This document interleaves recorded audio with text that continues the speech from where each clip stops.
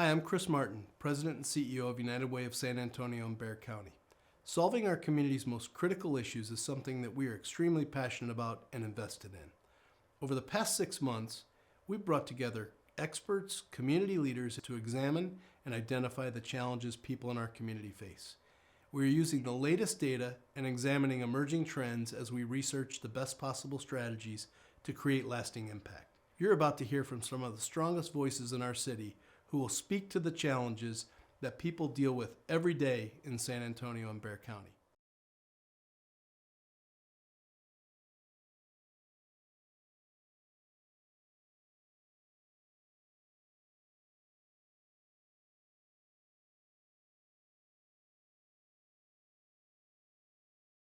The fact is that poverty is almost like a lock on that freedom.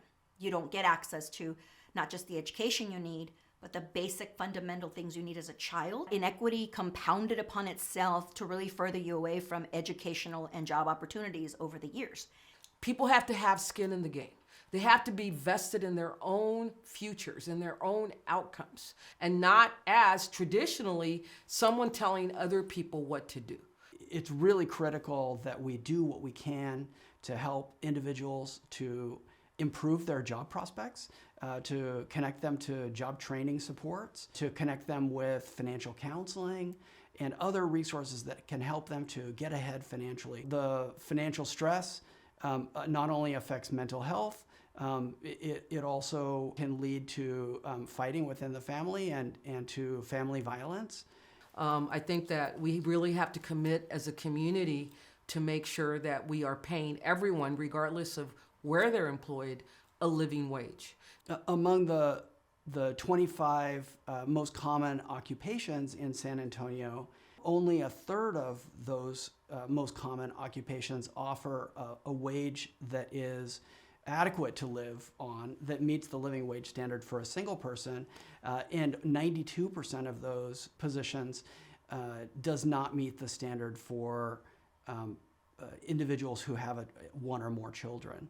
If you can figure out a way to help parents take care in a safe space of their little ones while they go out and work or study or pursue other avenues to increase their income and get more assets than they have, it would be an amazing, amazing way to accelerate filling the gaps of inequity.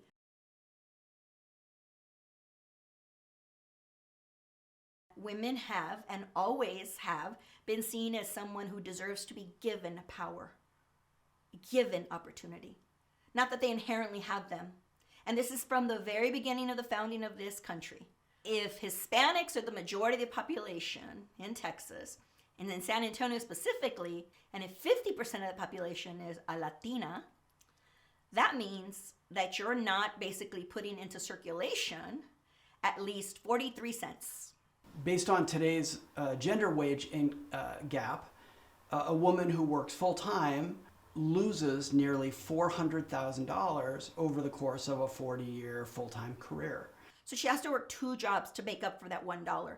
2 jobs means less time to take care of kids or help kids with their school. And what that does is it starts to separate more and more the woman from the other responsibilities that she's still accountable for. Because let's get this straight. Women in today's society are still responsible for childcare, home care, parent care, pretty much anything that has the word care. Whether you're paid or not, you're responsible. We need to be talking about wage disparity publicly.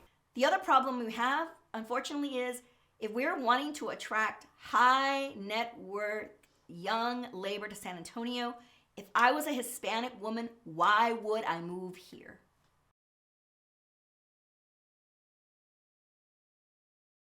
Most people are still afraid or shy to talk openly about mental health. You know, we're a Latino majority city. You don't talk about mental health needs in the Latino community, you just tough it out. We are moving more in a direction where mental health is more normalized as a conversational topic, as something that people feel that they can actually talk about. You have to be able to unpack the trauma that you bring to the table and address it. And this community has not addressed their generational trauma. And until we do, we're going to be facing obstacles and moving forward to meeting the needs of the most vulnerable populations in our community. That can mean that it is harder for them to perform well at work, harder for them to have access to promotional opportunities. They may even forego promotional opportunities because they don't feel that they're up to it. Access to mental health services that can truly make a difference in people's lives, as opposed to just putting a Band-Aid on it and passing it on to the next month or the next quarter. And in the larger picture, having access to stable housing is really important. Having access to gainful employment and to a living wage is important. These are things that can help to positively affect a person's mental health situation.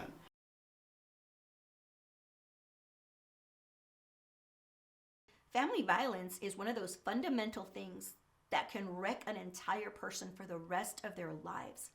With domestic violence, I ask people, what do you do when you have an oil leak in your car? Do you go to Advanced Auto, or back in our day, Western Auto, and you get cases and cases of oil, and you just keep pouring oil into your car every day? Or do you take it to the mechanic and you get the oil leak fixed? In our case, the oil leak is the offender behavior. If you don't fix that oil leak, if you don't fix the offender behavior, you're going to have oceans and oceans of victims created. This is one thing you don't want to pass down. This is one thing that is not part of your culture. No matter what you think, this is one thing that should not be handed down. The short tempers come from not being able to pay the bills, from getting an eviction notice, from getting the car repossessed, from being frustrated because you were passed over for yet another promotion because you didn't have that education that the next guy did. If they feel shame and embarrassment about being subjected to it, about being in that situation, it can prevent the person from reaching out and getting the help that they need. We need to make sure that we are doing what we can to address financial stability and security for our low-income population in particular. And we do it by healing the trauma, getting them sober, getting them employed, getting them housed. All those issues that put big stressors on an individual who's a head of household or is having to cohabitate with someone that they love. And then also, it's important to support and facilitate interrelationship development and parenting skills classes as well. When we can help an individual or a family with a little bit of assistance up front, it can be an alternative to a much bigger community outlay of resources later on. On behalf of United Way, our impact partners, and countless volunteers, thank you for your support.